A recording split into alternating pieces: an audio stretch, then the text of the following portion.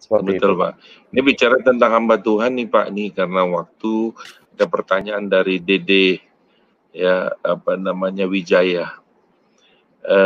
Dia bertanya obesitas rohani ini kan lebih dialami oleh para hamba Tuhan atau jemaat awam. Ya, jadi dia tanya apakah dialami oleh para hamba Tuhan atau jemaat awam, khususnya dalam masa COVID-19 ini yang membuat banyak kegiatan rohani pun menjadi online.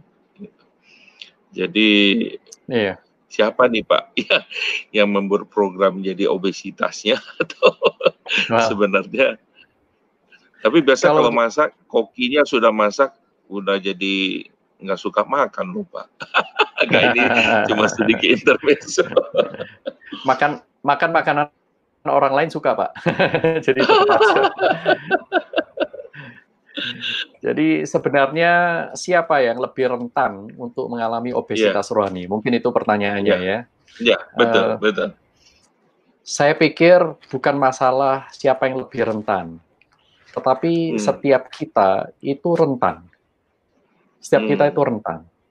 Nah, lebih rentan atau kurang rentan itu juga tidak bisa diukur dari profesi, jabatan, panggilan, dalam hal ini hamba Tuhan atau jemaat awam.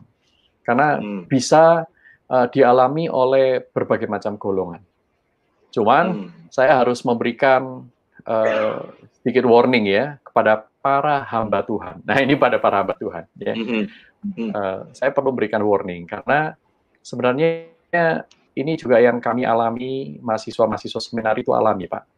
Setiap hari belajar firman Tuhan, kesempatan untuk melakukan itu seolah-olah itu sedikit. Ya, seolah sedikit ya. Belajarnya itu banyak, ujiannya itu kenceng ya.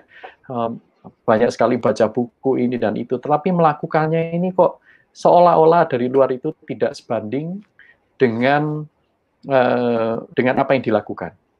Nah, cuman kita harus lihat dari perspektif ini. Waktu kita makan, kita tidak bisa berolahraga. Penting ya. Jadi kita tidak bisa melakukan dua-duanya sekaligus. Kalau melakukan dua-duanya sekaligus, ya ada risiko kita itu tersedak ya. Kita tersedak dan malah tidak sehat ya.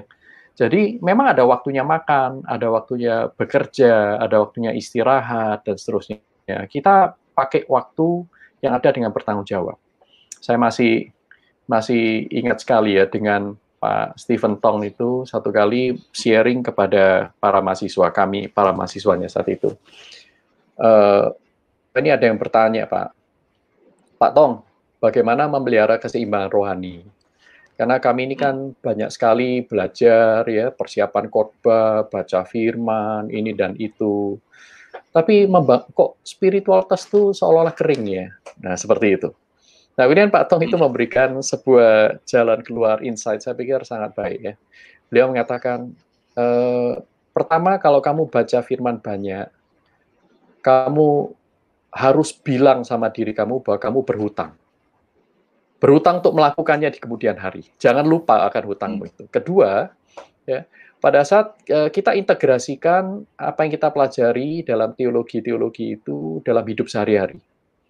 Misalnya kalau nyapu ya, sambil nyapu sambil berdoa.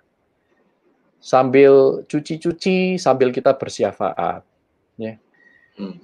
Kita ada waktu luang, kita pakai untuk memperhatikan rekan-rekan di kamar sebelah, rekan di seberang kamar ya. Ini dalam kasus seminari dan asrama. Saya pikir wah iya ya, ide itu baik sekali ya.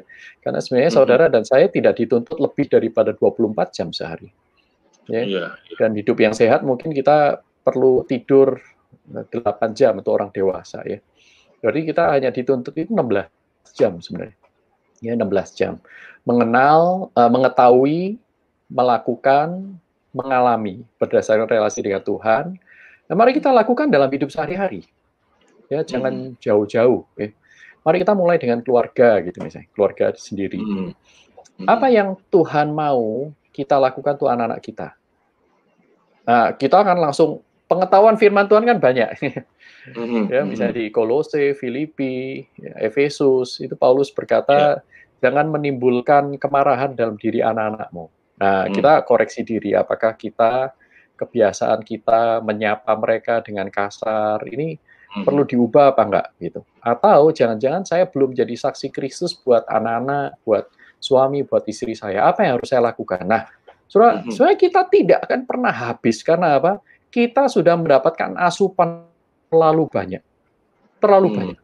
Firman Tuhan itu sudah terlalu banyak kita kenal. Cuman sekarang mari, ya, kan kita tidak bisa kurangi ya. Ya, kalau tadi katakan keseimbangan, oke, berarti yang berlebihan kita kurangi, yang kurang kita lebihkan. Masalahnya pengetahuan yang Tuhan sudah berikan kepada kita nggak bisa kurangi.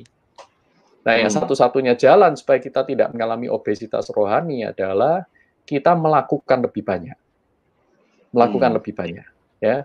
Kalaupun kita ingin mencari pengetahuan tambahan, kita mencari pengetahuan yang menolong kita bisa melakukan lebih banyak. Nah, ini akhirnya jadi seimbang.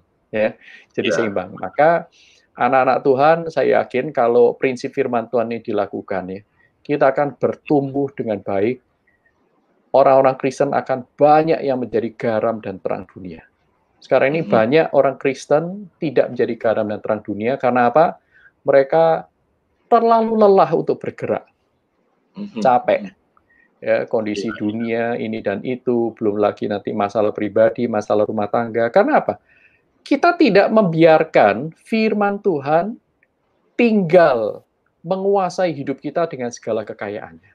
Hanya mampir, hanya jadi aksesoris, ya akhirnya begitu, kita sulit bertumbuh. Kira-kira begitu Pak Randy. Baik, Pak Yusuf. Mungkin tadi sangat menarik ya, waktu kita makan itu berhutang. Menurut saya itu satu gambaran diingatkan, kita harus lakukan sesuatu. Mungkin kan Bapak bilang ya bisa sambil makan olahraga, tapi mungkin paling tidak makanan yang kita makan itu memberikan nutrisi bagi kita untuk melakukan nantinya gitu kan ya, lebih kuat. Mungkin bukan sekedar menelan kali Pak ya, kita perlu mengunyah kadang. Benar Pak, menyerap ya. Bergumul bahasa rohani ya. Ya, menggumulkan.